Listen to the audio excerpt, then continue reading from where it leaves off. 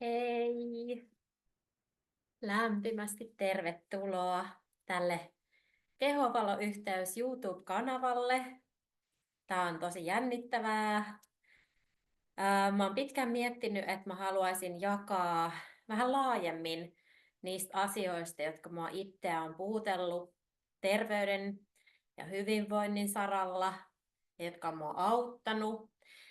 Mulla on itsellä kokemus elämästä vaikean kroonisen suolistosairauden kanssa ja mä oon päässyt nyt viime vuosina hyvään tasapainoon tämän sairauden osalta ja saan nykyään elää oireetonta elämää ja lisäksi tosiaan autan ihmisiä yritystoimintani kautta henkisten palveluiden avulla, teen energiahoitoja, rumpurentoutuksia, kanavointeja. Mulla on yksi verkkokurssi ja näin poispäin. Ja nyt ihan tässä tämän kesän aikana on tullut semmoinen vahva kutsu lähteä jakamaan tätä omaa polkua ja kaikkea, mitä olen oppinut matkan varrella. Josko siitä olisi apua sitten myös muille. Ja tykkään ylipäätään puhua ja jakaa tietoa. Se on semmoinen mun inspiraation lähde, että mä oon pitkään tehnyt tätä matkaa, tämmöistä itsensä tutkimisen ja hoitamisen matkaa, tehnyt paljon sisäistä työtä, henkistä työtä itteni kanssa, niin jotenkin on tullut sellainen vahva palo sit jakaa siitä kaikesta myös muille. Ja mä ajattelin, että jos tämä YouTube-kanava toimisi sellaisena hyvänä alustana sitten tosiaan jakaa tätä tietoa vähän laajemminkin. Joten olen tosi kiitollinen, että olet siellä ja olet löytänyt tämän kanavan pariin. Ja ihana, jos kun katsot ja kuuntelet tämän videon, niin jos tykkäilet ja jaat, niin sitten mahdollisimman moni löytää tämän kanavan pariin. Mä ajattelin, että tällä ensimmäisellä videolla mä kerron vähän, kuka mä oon ja mistä mä tuun. Ja tosiaan niistä asioista, mitkä mua kiinnostaa ja joista mä haluan enemmänkin sit lähteä juttelemaan teille näillä videoilla, kun näitä tänne julkaisen. Mä oon tosiaan Jasmin ja asun Espoossa ja mä oon 36-vuotias. Mulla on 2 tytärtä, 5 ja ihan just 9-vuotiaat ja oon heidän vuoroviikkoäiti. Ja tosiaan mä itse sairastuin tämmöiseen krooniseen tulehdukselliseen suolistosairauteen, colitis ulcerosaan, reilu 10 vuotta sitten, joka paheni tämä sairaus voimakkaasti silloin, kun lapset oli pieniä tai ihan vauvoja. Et hormonimuutokset vaikutti silloin tuohon sairauteen ja se oli tosi rankkaa aikaa ja toi sairaus tosiaan eteni sillä, että lopulta multa täytyi leikata paksusuoli kokonaan pois. Mitkään lääkehoidot ei siihen sairauteen auttanut ja lopulta päädyttiin sitten paksusuolenpoistoleikkaukseen tuossa reilu 3 vuotta sitten, kun mun nuorempi lapsi oli vasta vuoden ikäinen. Eiku, ootapas nyt, pitäis nämä vuodet nyt menee. Siitähän on, joo. Anteeksi, 4 vuotta sitten, koska tämä nuorimmainen on nyt 5 ja hän oli vuoden ikäinen silloin, kun tosiaan tämä paksusuoli ekan kerran leikattiin pois ja mulle tehtiin väliaikainen ohutsuoliavanne ja sen avanteen kanssa mä elelin vuoden verran, kunnes sitten tämä avanne suljettiin ja sitten otettiin käyttöön tämmöinen J-pussi. Ja nykyään siis mulla ei ole paksusuolta, mutta käytännössä suolisto toimii ihan normaalisti, normaali reittejä ja mä voin nykyään todella hyvin. Ja se, mikä mua on auttanut tosi paljon, on ollut jotenkin se oman kutsumuksen löytäminen, oman sisäisen äänen löytäminen ja sen kutsumuksen seuraaminen ja tämän tiedon jakaminen myös muille. Ja totta kai elämäntavat, noin niin kuin ylipäätään, niistä haluan myös jakaa, niistä asioista, mitkä minua on auttanut. Elämä siihen leikkaukseen asti oli tosi hankalaa, niin kuin monia vuosia, ja mä yritin kaikenlaista, monenlaiset erikoisruokavaliot ja tosi monet keinot, ja mikään ei oikein tuntunut auttavan. Ja sitten lopulta tämä leikkaushoito oli mun pelastus sit yhdistettynä siihen, että mä löysin tieni silloin tämän viimeisimmän leikkauksen jälkeen, jossa ilmeni isot komplikaatiot.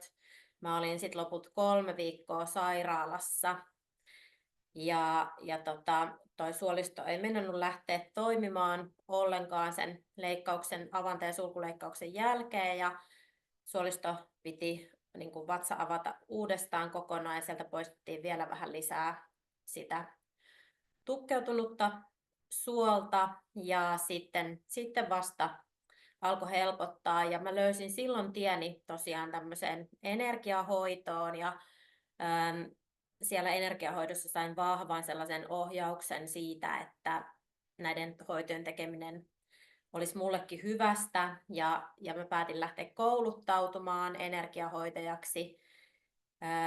Mä lähdin enkelikartanoon, enkelienergiahoitajakoulutukseen, ja se oli tosi isoa ja ravisuttavaa muutosaikaa mun elämässä.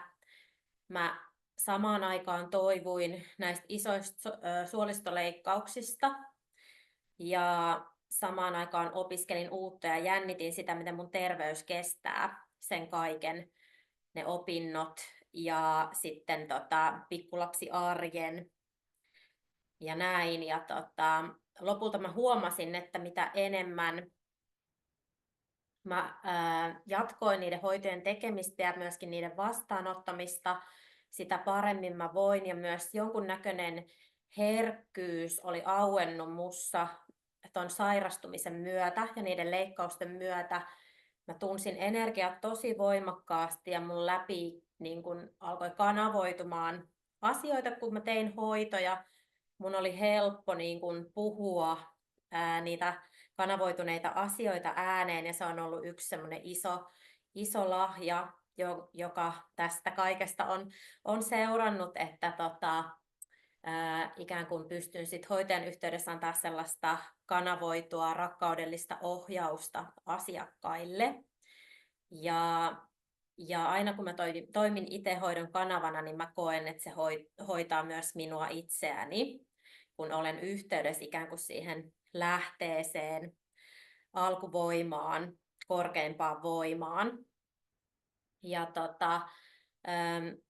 sitten tämän koulutuksen jälkeen niin aloin sitten tekemään kevytyrittäjänä sit näitä hoitoja. Samaan aikaan parisuhde mun lasten isän kanssa päättyi. Meillä tuli avioero, ja se oli sellaista isoa aikaa myöskin, kun mä sit muutin lasten kanssa itsekseni asumaan, ja edelleen kuitenkin fyysisesti toivuin. Oli vasta reilu vuosi siitä viimeisimmästä leikkauksesta, ja toipuminen oli kesken, ja luottamusta on kysytty useampaankin otteeseen tässä matkan varrella, mutta mä oon kokenut sen niin, että kun mä oon uskaltanut seurata sitä mun sisäistä ohjausta ja ottaa niitä askeleita sen mukaan, vaikka se tuntuisi pelottavalta ja muutokset olisi isoja, niin se on aina vienyt mua oikeaan suuntaan.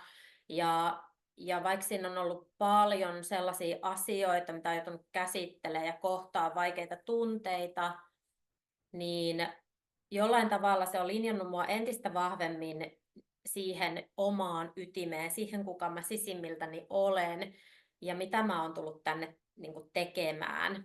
Ja sen myötä mä oon sitten tosiaan saanut mun terveyden takaisin, ja mä koen, että mä elän tosi elinvoimasta ja runsauden täyteistä ja ihanaa elämää tällä hetkellä ja koen, että mitä enemmän mä olen ikään kuin linjassa itteni kanssa, niin sitä enempi se elämän runsaus virtaa luokse ja tuo luokse kaikkia ihania mahdollisuuksia, ihmisiä ja just niitä oikeanlaisia juttuja sitten, jotka resonoi itsessä vahvasti ja jotenkin myös luottamus elämään on vahvistunut tosi paljon. Että mä koen, että mä voin luottaa siihen, että musta pidetään huolta ja mä en ole yksin ja apua ja tukea on aina saatavilla, kun vaan uskaltaa seurata sitä omaa sisintä. Koen, että tällä tavalla eläessä mä elän kiitollisuudessa ja koen paljon iloa ja onnea ja elämä on tosiaan tosi mielekästä ja mä saan elää sitä omalla tavallani, omilla ehdoillani, omaa itseä kuunnellen ja omassa tahdissa ja se kaikki tukee mun hyvinvointia. Ja se, mikä mua itteni just kiinnostaa, on jakaa tästä kaikesta, eli tästä tämmöisestä hyvinvoinnin vaalimisesta ja siitä, miten elää linjassa oman itsensä kanssa, miten löytää se oma ydin itse, josta käsin elämä virtaa luontevasti ja tuo luokse just ne oikeat asiat ja ihmiset ja mahdollisuudet ja kaiken runsauden ja täyttymyksen. Ja myöskin se sellainen sisäinen työ, mitä se vaatii, että kohtaa itsensä, kohtaa vaikeatkin tunteet ja miten niiden tunteiden kanssa voi olla ja miten ne pystyy kohtaamaan oman niin kuin hermoston rauhoittaminen ja tasapainottaminen on myös äärettömän tärkeässä roolissa. Ja sellainen yleinen feminiininen elämäntapa, laskeutuminen omaan ydin itseen, omaan feminiinienergiaan ja siitä käsin eläminen. Nämä kaikki teemat puhuttelee mua ja niistä mä haluan teille jakaa. Ja mä mielelläni otan vastaan myös sitten ehdotuksia aiheista, mistä haluatte kuulla. Ja pyrin tekemään tätä sen oman aikatauluni mukaisesti, mutta haluan tähän myös panostaa. Tähän on nyt niin vahva kutsu, että kyllä haluan näitä videoita tässä ihan säännöllisesti tulla tekemään. Ja tosiaan, jos mun energiahoidot kutsuu, niin mä teen hoitoja Espoossa. Lähihoitoon kuuluu ihanaa hemmottelevaa pää- ja kasvohierontaa myös sekä rummutusta ja äänimaljan soittamista ja se on aivan ihana kokonaisvaltainen kehoa, mieltä ja sielua hoitava elämys. että jos asut täällä päin, niin kannattaa ehdottomasti tulla paikan päälle. Mulla on nyt kampanja uusille asiakkaille, tunnin hoito 50 €. Ja tuut kokemaan aivan uudenlaisen elämyksen ja pääset vahvemmin laskeutua siihen oman itsesi ääreen tämän hoidon avulla, niin kannattaa ehdottomasti tulla kokeilemaan tätä hoitoa. Hoidot onnistuu myös etänä, että jos et asu täällä päin, niin laita viestiä, niin voidaan toteuttaa hoito myös etänä. Ja joo, ihana olla täällä ja ihana kun oot siellä ja mä toivotan sulle kaikkea hyvää tähän hetkeen ja tähän päivään, kun tätä kuuntelet ja katselet ja toivon, että me nähdään taas seuraavan videon parissa. Oot tärkeä.